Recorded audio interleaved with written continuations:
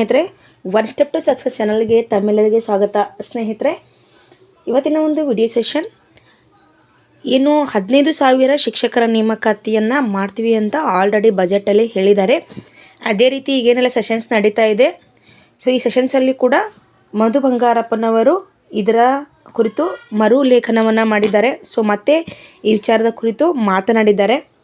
So ಈ ಪ್ರಕಾರ ನೋಡೋದೇ ಆದರೆ ಸ್ನೇಹಿತರೆ, 5,000 ಶಿಕ್ಷಕರ ನೇಮಕಾತಿ ಅಂತೂ ಕಲ್ಯಾಣ ಕರ್ನಾಟಕಕ್ಕೆ ಆಗ್ತಾ ಇರೋದು ನಿಮಗೆಲ್ಲರಿಗೂ ಗೊತ್ತಿರತಕ್ಕಂತಹ ಒಂದು ವಿಚಾರ. ಅದೇ ರೀತಿ ಇನ್ನುಳಿದ ಏನು ನಾನ್ ಕಲ್ಯಾಣ ಕರ್ನಾಟಕ ಇದೆ. ಸೊ ಇಲ್ಲಿ ಕೂಡ 10,000 ಶಿಕ್ಷಕರ ನೇಮಕಾತಿ ಆಗ್ತಕ್ಕಂತಹ ಎಲ್ಲ ಲಕ್ಷಣಗಳು ಕಾಣ್ಬರ್ತಾ ಇದೆ. ಸೊ ಏನು ಶಿಕ್ಷಣ ಸಚಿವರು ಮನಸ್ಸು ಮಾಡಿದ್ರೆ ಆರ್ಥಿಕ ಇಲಾಖೆಯಿಂದ ಅತ್ಯಂತ ವೇಗವಾಗಿಯೇ ಅವರು ಏನಂತಂದರೆ ಪರ್ಮಿಷನ್ನ ತಗೋಬಹುದು. ಎಲ್ಲವೂ ಸರ್ಕಾರದ ಕೈಯಲ್ಲಿಯೇ ಇರುತ್ತೆ ಸ್ನೇಹಿತರೆ. ಸೊ ಹಾಗಾಗಿ ಇದೊಂದು ಗುಡ್ ನ್ಯೂಸ್ ಅಂತಲೇ ಹೇಳ್ಬೋದು. 15,000 ಶಿಕ್ಷಕರ ನೇಮಕಾತಿ ಇರ್ತಕ್ಕಂಥದ್ದು ತುಂಬಾ ಒಂದು ಒಳ್ಳೆಯ ಒಂದು ಬೆಳವಣಿಗೆ ಆಗಿರುತ್ತೆ.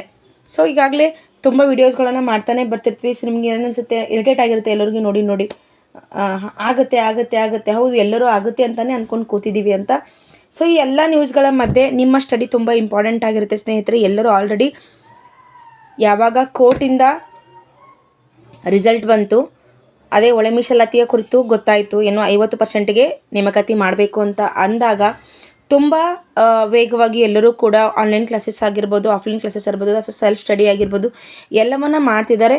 ಸೊ ನೀವು ಕೂಡ ನಿಮ್ಮ ಸ್ಟಡಿಯನ್ನು ಸ್ಟಾರ್ಟ್ ಮಾಡಿ ಅಂತ ಹೇಳ್ತಾ ಇವತ್ತಿನ ಒಂದು ವಿಡಿಯೋ ಏನು 15,000 ಶಿಕ್ಷಕರ ಒಂದು ನೇಮಕಾತಿ ಮಾಡ್ತೀವಿ ಅಂತ ಹೇಳಿಬಿಟ್ಟು ಸಚಿವ ಮಧು ಬಂಗಾರಪ್ಪನವರು ಮತ್ತೆ ಸೆಷನಲ್ಲಿ ಹೇಳಿರ್ತಕ್ಕಂಥದ್ದು ಪದೇ ಪದೇ ಈ ರೀತಿ ಉಚ್ಚಾರಣೆ ಮಾಡಿದಾಗ ಅವ್ರ ಮೇಲೂ ಕೂಡ ಪ್ರೆಷರ್ ಇರುತ್ತೆ. ಅವ್ರು ಮಾಡ್ತೀವಿ ಅಂತ ತಲೆಯಲ್ಲಿ ಇದ್ದಾಗ ಮಾತ್ರ ಈ ರೀತಿ ಅವರು ಹೇಳಿಕೆಗಳನ್ನು ಕೊಡ್ತಾರೆ. ಸುಮ್ಮನೆ ಯಾವುದೋ ಒಂದು ಹೇಳಿಕೆಗಳನ್ನು ಕೊಡಲಿಕ್ಕಾಗಲ್ಲ. ಯಾಕಂತಂದರೆ ನಿಮ್ಗೆ ಗೊತ್ತಿರ್ತಕ್ಕಂತಹ ವಿಚಾರ ಯುತ್ ಏನಿರುತ್ತೆ, ಯಾರು ಸುಮ್ಮನೆ ಕೂತ್ಕೊಳ್ಳೋದಿಲ್ಲ. ಇವ್ರು ಹೇಳಿಕೆ ಕೊಟ್ಟ ತಕ್ಷಣ ಅದನ್ನು ನೋಡ್ಕೊಂಡು ಯಾರು ಕೂತ್ಕೊಳ್ಳೋದಿಲ್ಲ. ಹಾಗಾಗಿ ಅವರ ಮಾತಿಗೆ ಕಟ್ಟು ಬೀಳ್ತಾರೆ. ನೀವು ಹೇಳಿದಿರಿಲ್ವಾ ಅಂತ ಪ್ರತಿಭಟನೆಗೆ ಹೋಗ್ತಾರೆ. ಸೊ ಈ ಎಲ್ಲ ಬೆಳವಣಿಗೆಗಳು ನಿಮ್ಗಾಗಲೇ ಗೊತ್ತಿರ್ತಕ್ಕಂಥದ್ದು. ಇದನ್ನು ಬಿಟ್ಟು ಹೇಳೋದಾದರೆ ಸ್ನೇಹಿತರೆ, ನನ್ನ ಒಂದು ಯೂಟ್ಯೂಬ್ ಚಾನಲಲ್ಲಿ 6ರಿಂದ 10ನೇ ತರಗತಿಯ ಕವಿ ಮತ್ತು ಕೃತಿಕಾರರ ಪರಿಚಯ, ಕನ್ನಡ ಪುಸ್ತಕಕ್ಕೆ ಸಂಬಂಧಪಟ್ಟಂತೆ PSTR ಅಥವಾ ಎಲ್ಲೆಲ್ಲಿ ನಮ್ಮ GPSTR ಕನ್ನಡ ಪೇಪರ್ ಇರುತ್ತೆ ನಿಮಗೆಲ್ಲರಿಗೂ ಗೊತ್ತಿರ್ತಕ್ಕಂಥದ್ದು. 80 ಮಾರ್ಕ್ಸ್ಗೆ CETಯಲ್ಲಿ ಇರುತ್ತೆ. 80 ಮಾರ್ಕ್ಸ್ ತೊಗೊಂಡ್ರೆ ಪಾಸ್, ಅದಕ್ಕೆ 100 ಮಾರ್ಕ್ಸಿಂದ ಇರುತ್ತೆ ಸ್ನೇಹಿತರೆ. ನಿಮ್ಗೆ ಗೊತ್ತಿದೆಯೋ ಇಲ್ವೋ ನಂಗೆ ಗೊತ್ತಿಲ್ಲ. GPSTRಲ್ಲಿ ನೋಡಿ, GPSTRಲ್ಲಿ 100 ಮಾರ್ಕ್ಸಿಂದು ಒಂದು ಕನ್ನಡ ಪತ್ರಿಕೆ ಇರುತ್ತೆ. ಈ ಕನ್ನಡ ಪತ್ರಿಕೆಯಲ್ಲಿ ನೀವು 80 ಮಾರ್ಕ್ಸ್ ತೊಗೊಂಡ್ರೆ ಮಾತ್ರ ಇನ್ನುಳಿದ ಪತ್ರಿಕೆಗಳನ್ನು ಚೆಕ್ ಮಾಡ್ತಾರೆ. ಒಂದು GK, ಇನ್ನೊಂದು ನೀವು ಯಾವ ಸಬ್ಜೆಕ್ಟ್ ಟೀಚರ್ ಆಗ್ತೀರಾ ಅದನ್ನು. ಸೊ ಹಾಗಾಗಿ PSTR ನೋಡೋದೇ ಆದರೆ ಸ್ನೇಹಿತರೆ, PSTR ಅವರಿಗೆ 25 ಅಂಕಗಳಿಗೆ ಕನ್ನಡ ಇರ್ತಕ್ಕಂಥದ್ದು. ಸೊ ಇದು ಕೂಡ ನಿಮಗೆ ಗೊತ್ತಿದೆ.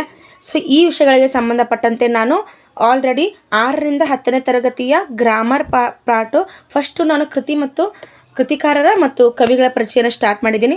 ಅದು ಮುಗಿದ ಮೇಲೆ ಏನು ಮಾಡ್ತೀನಿ ಅಂತಂದರೆ ಗ್ರಾಮರ್ ತಗೊಳ್ತಾ ಹೋಗ್ತೀನಿ. PSTR, GPSTR, HSTR ಯಾವುದೇ ಇರಲಿ, ನಿಮಗೆ ಗೌರ್ಮೆಂಟ್ ಟೆಕ್ಸ್ಟ್ ಬುಕ್ಕೆ ಬೈಬಲ್ ಆಗಿರುತ್ತೆ. ಸೊ ಹಾಗಾಗಿ ಇದರ ಉಪಯೋಗವನ್ನು ಪಡ್ಕೊಳ್ಳಿ. ತುಂಬ ಜನ ಕೇಳ್ತಿದ್ರಿ, ನಾನು 6 ತರಗತಿಗಳನ್ನು ಮುಗಿಸಿದ್ದೀನಿ. ಇನ್ನು ಕಂಟಿನ್ಯೂ ಮಾಡಲಿಕ್ಕೆ ನನಗೆ ಒಂದು 8-10 ದಿನದಿಂದ ನಾನು ತರಗತಿನ ಮಾಡಿಲ್ಲ. ಬಿಕಾಸ್ ನಮ್ಮ ಮನೇಲಿ ಪ್ರೋಗ್ರಾಮ್ ಇತ್ತು, ಕಾರ್ಯಕ್ರಮ ಇತ್ತು ನನ್ನ ಮಕ್ಕಳದು. ಸೊ ಹಾಗಾಗಿ ನನಗೆ ಮಾಡಲಿಕ್ಕಾಗಿಲ್ಲ. ಸೊ ಸಾರಿ ಅಂತ ಹೇಳ್ತೀನಿ. ಇನ್ನು ಮುಂದೆ ಎಲ್ಲ ಕಂಟಿನ್ಯೂಸ್ ಆಗಿ ವೀಡಿಯೋ ಬರುತ್ತೆ. ತುಂಬ ಜನ ಕಮೆಂಟ್ ಮಾಡಿದ್ರಿ, ಮೇಡಮ್ ಯಾಕೆ ವಿಡಿಯೋ ಮಾಡಿದ ನಿಲ್ಲಿಸಿದ್ದೀರಾ ಅಂತ. ಸೊ ಮನೆಯಲ್ಲಿ ಕಾರ್ಯಕ್ರಮ ಇರೋದಕ್ಕೆ ನನಗೆ ವಿಡಿಯೋ ಮಾಡಲಿಕ್ಕೆ ಆಗಿಲ್ಲ ಸ್ನೇಹಿತರೆ. ಬಟ್ ಇವತ್ತಿಂದ ಮತ್ತೆ ವಿಡಿಯೋಗಳು ಸ್ಟಾರ್ಟ್ ಆಗುತ್ತೆ. ಸೊ ಅದ್ರ ಜೊತೆಗೆ 6ರಿಂದ 10ನೇ ತರಗತಿಯ ಇಂಗ್ಲೀಷ್ LBA ಪ್ರಶ್ನೋತ್ತರಗಳನ್ನು ಕೂಡ ಮುಗಿಸ್ತಾ ಇದ್ದೀವಿ. 10ನೇ ತರಗತಿಯಿಂದ ತೊಗೊಂಡು ಬರ್ತಾ ಇದ್ದೀನಿ ನಾನು 10, 9, 8, 7, 6 ಹೀಗೆ. ಸೊ LBA ಪ್ರಶ್ನೆ ಉತ್ತರಗಳು ತುಂಬ ಇಂಪಾರ್ಟೆಂಟ್ ಆಗಿರುತ್ತೆ ನಿಮ್ಮ ಒಂದು CET TET ಎಕ್ಸಾಮ್ಗೆ. ಅಲ್ಲಿಂದಲೇ ಪ್ರಶ್ನೆಗಳು ಬರುತ್ತೆ. ಸೊ ಯಾವ ರೀತಿ ಪ್ಯಾಸೇಜ್ ಇರುತ್ತೆ, ಪ್ಯಾಸೇಜನ್ನು ಯಾವ ರೀತಿ ಬಿಡಿಸ್ಬೇಕು, ಯಾವ ಟ್ರಿಕ್ಗಳ ಮೂಲಕ ನೀವು ಪ್ಯಾಸೇಜ್ನ ತುಂಬ ಈಸಿಯಾಗಿ ಅಲ್ಲಿರ್ತಕ್ಕಂಥ ಔಟ್ ಅಂಕಗಳನ್ನು ಪಡ್ಕೋಬಹುದು, ಮತ್ತು ಯಾವ ಗ್ರಾಮರ್ ಸೆಕ್ಟರ್ಸಿಂದ ಎಕ್ಸಾಮಲ್ಲಿ ಪ್ರಶ್ನೆ ಬರುತ್ತೆ, ಇದೆಲ್ಲವನ್ನು ಸ್ಟಾರ್ಟ್ ಮಾಡಿದ್ದೀನಿ. ಅವು ಕೂಡ 5ರಿಂದ 6 ತರಗತಿಗಳು, 6ರಿಂದ 10ನೇ ತರಗತಿಯ ಇಂಗ್ಲೀಷ್ ತರಗತಿಗಳು ಸ್ಟಾರ್ಟ್ ಆಗಿದೆ. ಇವು 2 ತರಗತಿಗಳು ಸ್ಟಾರ್ಟ್ ಆಗಿದೆ. ಸೊ ಯಾರೆಲ್ಲ ಹೊಸದಾಗಿ ನನ್ನ ಚಾನಲ್ನ ನೋಡ್ತಾ ಇದ್ದರೆ ಸಬ್ಸ್ಕ್ರೈಬ್ ಮಾಡ್ಕೊಂಡು ಇಟ್ಕೊಳ್ಳಿ. ನಾನು ಮಾಡಿದ ಮೊದಲ ವಿಡಿಯೋ ನಿಮಗೆ ಸೇರುತ್ತೆ ಅಂತ ತಿಳಿಸ್ತಾ ಇವತ್ತಿನ ಇನ್ಫಾರ್ಮೇಷನನ್ನು ನಾನು ಇಲ್ಲಿಗೆ ಮುಗಿಸ್ತಾ ಇದ್ದೀನಿ. Thank you so much watching this video. ಕೊನೆಗೆ ಸ್ನೇಹಿತರೆ, ಸೊ ಯಾರೆಲ್ಲ ನಿಮಗೆ TET ಆಗಿರಲಿ ಅಥವಾ CET ಆಗಲಿ ಎಕ್ಸಾಮ್ಗೆ ಪ್ರಿಪ್ರೇಷನ್ ಆಗ್ತಿದ್ದಾರಲ್ವ, ಸೊ ಅವ್ರಿಗೆ ಈ ವಿಡಿಯೋನ ಶೇರ್ ಮಾಡಿ. ಈ ವಿಡಿಯೋ ಶೇರ್ ಮಾಡೋದ್ರಿಂದ ನಿಮಗೆ ಅವ್ರಿಗೂ ಕೂಡ ಅನುಕೂಲ ಆಗುತ್ತೆ ಸ್ನೇಹಿತರೆ. ನಾನು CET ಗೆ ಸಂಬಂಧಪಟ್ಟಂತೆ ಸೈಕಾಲಜಿ ತರಗತಿಗಳನ್ನು ಮಾಡಿದ್ದೆ. ತುಂಬ ಅಂದರೆ ತುಂಬ ಹಿಟ್ ಆದವು. ಎಲ್ಲ ವೀಡಿಯೋಸ್ಗಳು ಅದನ್ನು ನೀವು ನೋಡ್ಕೋಬೋದು. ಪ್ಲೇ ಲಿಸ್ಟ್ ಮಾಡಿದ್ದೀನಿ. ಪ್ಲೇ ಲಿಸ್ಟ್ಗೆ ಹೋದರೆ ಯಾವುದೇ ತರಗತಿ ಮಾಡಿದ್ರೂ ಕೂಡ ನಾನು ಪ್ಲೇ ಲಿಸ್ಟ್ ಮಾಡ್ತಾ ಹೋಗ್ತೀನಿ. ಈಗ ಏನು 6ರಿಂದ 10ನೇ ತರಗತಿಯ ಕನ್ನಡ ತರಗತಿ ಮಾಡ್ತಿದ್ದೀನಿ ಅಂತ ಹೇಳಿದ್ದೀನಲ್ವ, ಅದ್ರದ್ದು ಪ್ಲೇ ಲಿಸ್ಟ್ ಮಾಡಿದ್ದೀನಿ. Class 1, class 2, class 3, class 4, class 5 ಅಂತ. ಸೊ LBA ಪ್ರಶ್ನೋತ್ತರದ್ದು ಕೂಡ ಅದೇ ಥರ ಮಾಡಿದ್ದೀನಿ.